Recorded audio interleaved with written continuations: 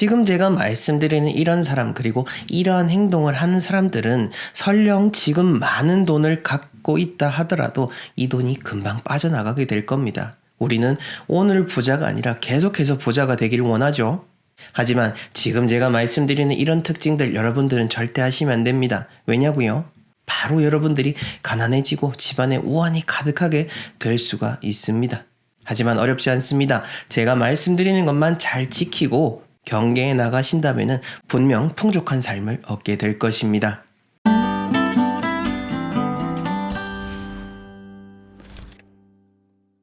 네, 멋지동 컴퍼니 대표 멋지동입니다. 지금까지 수천 명 이상의 의뢰인들을 실질적으로 풍수 컨설팅을 해드리면서 사람에 대한 많은 부분을 알게 됐고 또한 그러한 운에 대한 법칙들을 정립을 해서 제가 두 번째 책을 쓰기도 했죠. 이 운이라는 것을 잘 다스릴 줄 알아야 부자가 되고 운을 제대로 다스리지 못하면 가난해질 수밖에 없습니다. 풍수에서도 이런 말이 있죠. 역서도대위 삼흉이라. 즉 노력을 적게 하고도 큰 것을 얻고자 한다면 흉하게 될 것이다 라고 하였습니다. 우리가 진정으로 잘 되고자 한다면 막연히 바라는 것뿐만 아니라 실질적으로 정말로 잘 살 수 있고 부자가 될 수 있는 방법을 연구하고 그것을 실천해 나가야 됩니다. 그 방법들이 어떤 것인지는 저희가 계속해서 영상을 통해서 알려드리고 있죠. 그러니 어렵지 않습니다. 매일매일 시청하시고 매일매일 삶에 적용하시면은 그 순간부터 여러분들 부자의 순간들이 쌓여 나가게 되는 거고 그 쌓인 것들이 어느 순간 흘러 넘치게 되면서부터 진정으로 여러분들의 삶이 풍족해지게 되는 겁니다. 자, 그러니 꼭 끝까지 시청하시고 바로 적용해 보시길 바랍니다. 자, 본격적인 강의 내용 듣기 전에 좋아요와 구독, 알림 설정 꼭 부탁드리겠습니다.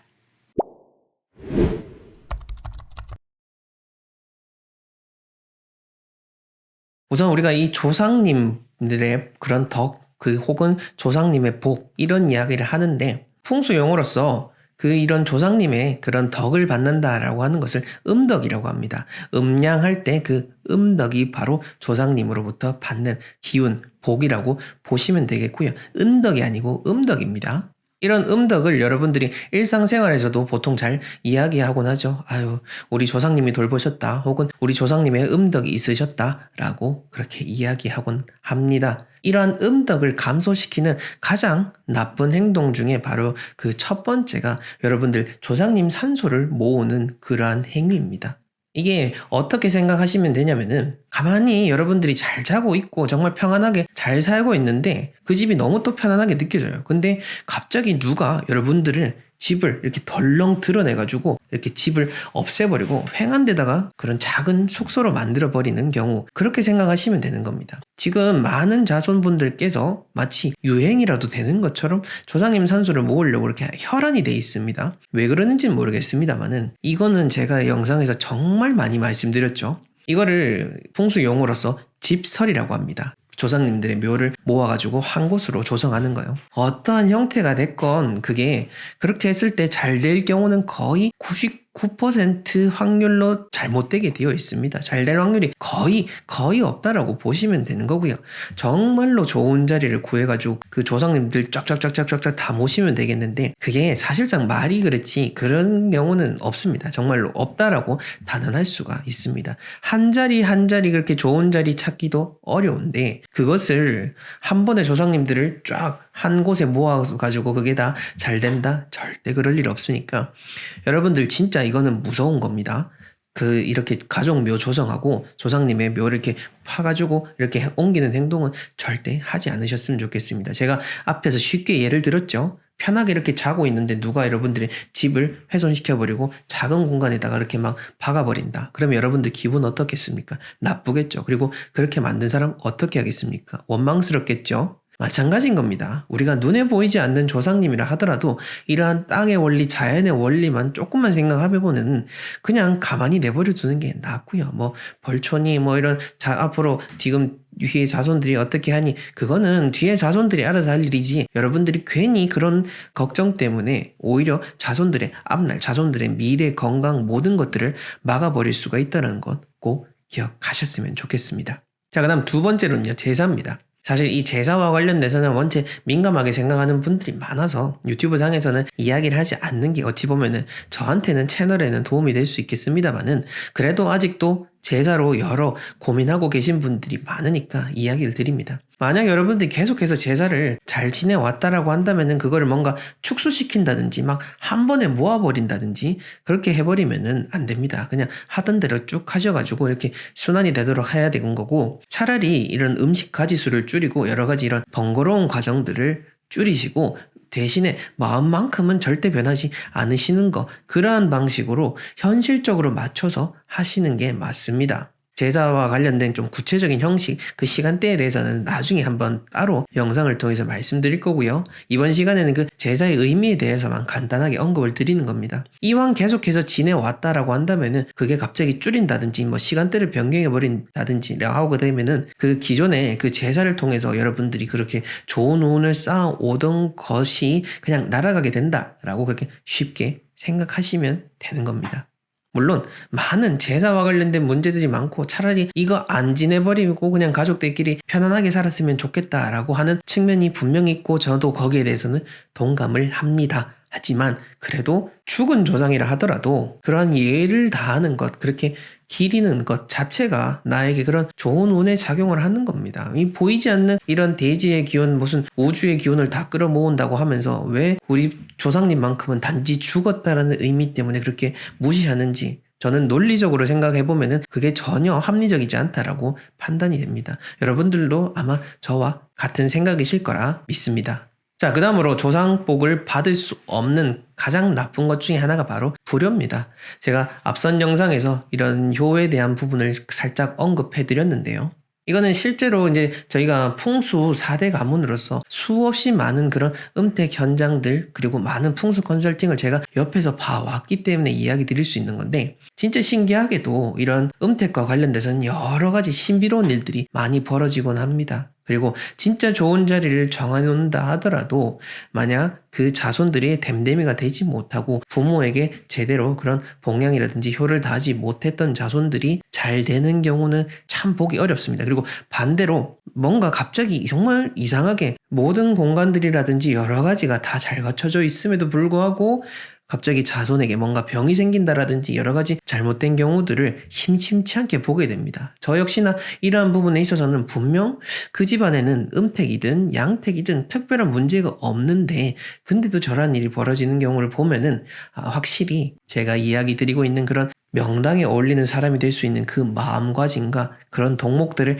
잘 지켜나가야 된다라고 하는 것을 새삼 또 느끼곤 합니다. 논어에 보게 되면은 이 효라는 것 자체가 단순하게 봉양만 이루어지는 것은 효라고 할 수 없다라고 합니다. 봉양을 하는 것은 동물 역시나 마찬가지이기 때문이죠. 진정한 의미로서 그러한 덕목으로서 효를 하기 위해서는 우선 사람으로서 공경하는 마음을 갖춰야 되고 그 이후에 봉양이 이루어져야 진정한 효가 갖추어질 수 있다라고 논어에서 이야기하고 있습니다. 그렇게 봤을 때 우리는 단순한 동물을 넘어서 잘 살아가고자 하는 그런 인간입니다. 그렇다면은 봉양은 당연한 거고요. 그 이전에 내가 진정으로 좋은 사람, 참된 사람이 되어야 된다라는 것을 꼭 기억하셔야 되는 겁니다. 자, 이렇게 이야기를 해보다 보면은 많은 분들께서 항상 또 이야기를 하시죠. 결국에는 내 마음이 최고네, 내 마음만 편하면 되는 거지 뭐 그런 형식이 뭐 필요하냐라고 이야기를 남겨버리시고, 또 어떤 일부 유튜버들은 그렇게 계속해서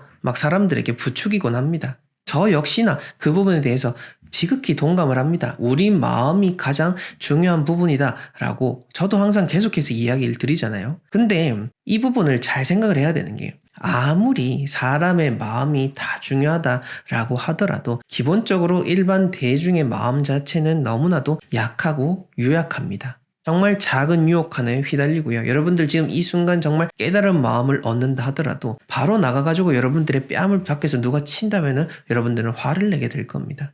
이처럼 어떠한 상황에 있어서 여러분들이 편안한 마음을 갖게 된다? 그거는 거의 불가능한 일입니다. 그렇기 때문에 가장 진짜 내가 계속해서 평온한 마음을 유지할 수 있고 진정으로 어떠한 상황에서도 잘 살아갈 수 있도록 하려면은 내가 그렇게 편안한 마음을 가질 수 있는 공간을 찾는 거, 그게 가장 쉽고 현명하고 빠른 방법입니다.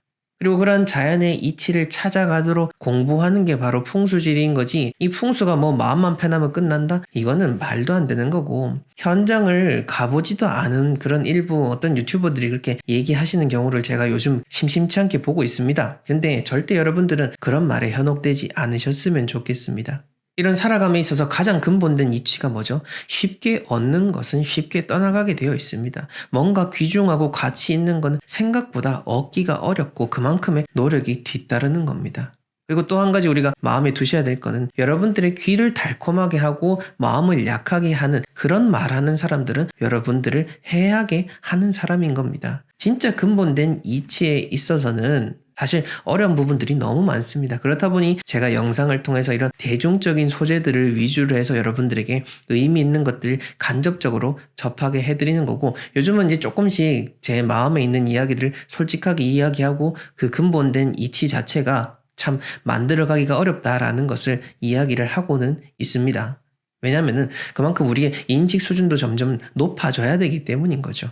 그러니 여러분들께서는 내 마음이 편해야 된다라는 그 근본 가치와 더불어서 정말 내 마음이 편안할 수 있는 공간이 먼저 우선이 되어야 된다라는 거, 이게 진짜 풍수지리의 근본 원리, 저희 풍수가문의 4대 계승자로서 대통령 풍수자문의 천성준 마스터님의 유일한 제자로서 이야기를 당당하게 드릴 수 있는 겁니다. 네, 오늘 첫 번째 내용입니다.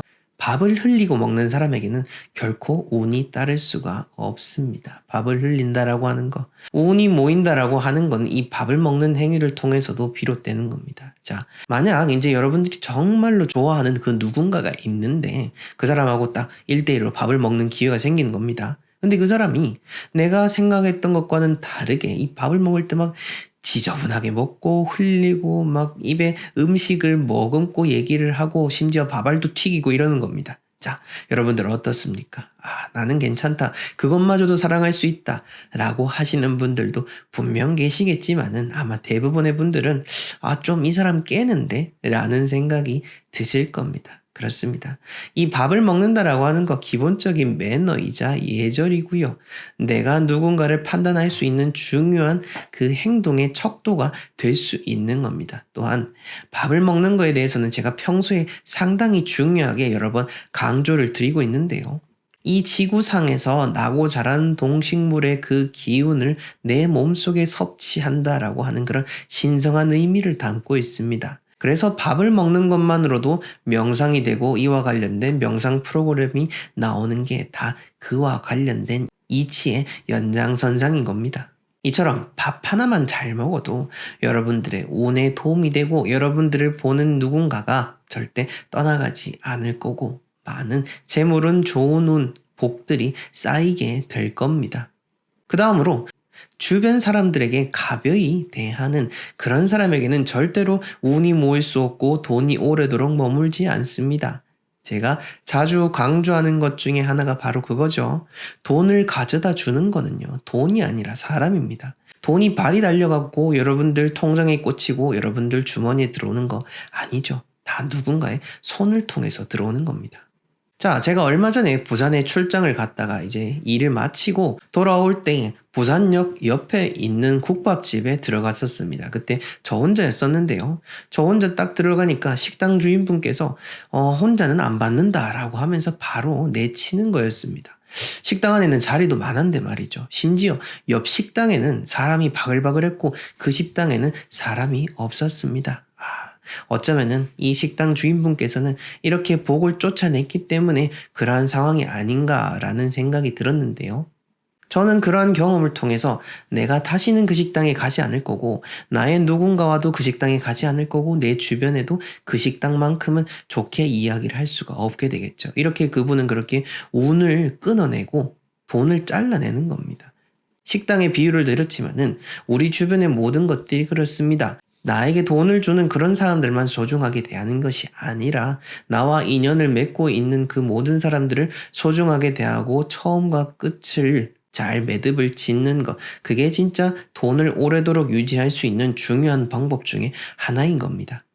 그리고 이런 사람들 어떤 사람들이냐라고 보면은 같이 식당이나 뭐 어디 술자리라도 가보게 되면은 쉽게 볼 수 있습니다. 종업원을 부를 때 뭐 어이라고 한다라든지 막대한다라든지 그런 사람들 보게 되면은 이 사람이 어느 정도의 인격체를 가지고 있는지를 대강은 짐작을 할 수가 있는 거죠. 그러니 오래도록 부를 유지하고 싶다면은 여러분들 옆에 그 누가 있든 간에 절대 가벼이 대하지 마십시오. 그 사람이 여러분들에게 운을 가져다 주고 돈을 가져다 주는 사람입니다.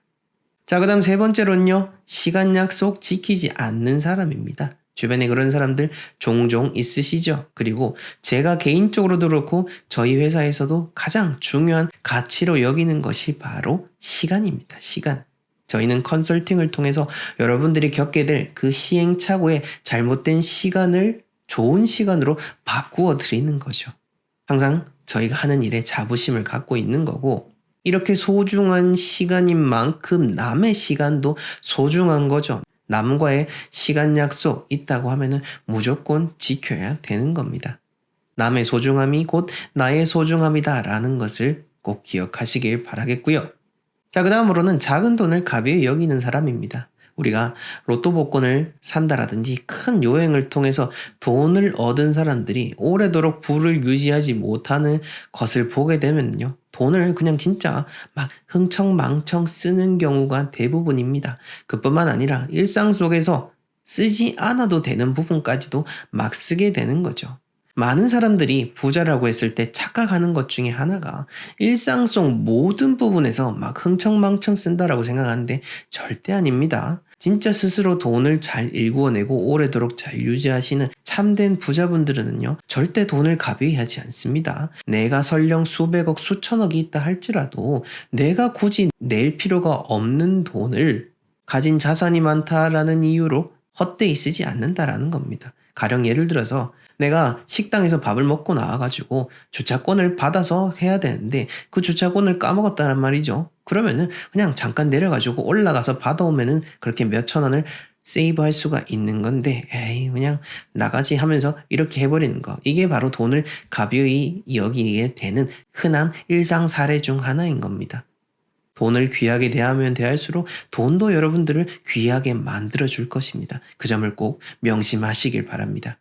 자, 다음으로는요. 사람과 연관된 건데요. 과시하기 위해서 진짜 과도한 어떤 보여주기식의 인맥을 쌓는 사람들에게도 돈은 오래도록 머물지 않습니다. 우리가 보여주기식 인맥, 소위 말하는 유명한 사람, 뭐 연예인, 정치인, 뭐 이런 사람들하고 가까이 지내려고 하다 보면은 저절로 내가 의도하지 않는 소비들을 할 수밖에 없고 어떤 인간적인 교류보다는 외적인 부분에 치중할 수밖에 없습니다. 뭐 물론 더 많은 돈을 벌기 위해서 수많은 인간관계와 네트워크를 유지하는 것은 정말로 중요한 것 중에 하나입니다. 하지만 그렇다고 해서 보여주기식 인맥을 쌓는 게 절대 여러분들의 삶에 도움이 되는 것은 아니다라는 거, 그 점을 꼭 명심하셔야 됩니다.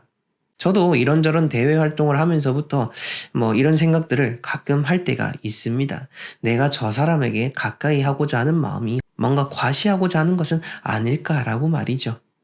근데 대부분 그렇게 스스로 성찰을 하다 보면은 잠시 그런 헛된 욕망을 가지는 경우가 대부분이고 굳이 그렇게 그 사람과 관계를 쌓지 않더라도 내 삶에는 전혀 문제가 없다라는 것을 깨닫곤 합니다. 여러분들도 그렇게 현명하게 관계를 잘 쌓아가시고 여러분들 곁에 있는 소중한 그 돈들 잘 지켜가시길 바랍니다. 자, 마지막으로는요. 빨리 부자가 되려고 하는 사람에게는 결코 오래도록 부가 머무를 수 없고 이런 사람은 금방 망하기 쉽습니다. 왜냐?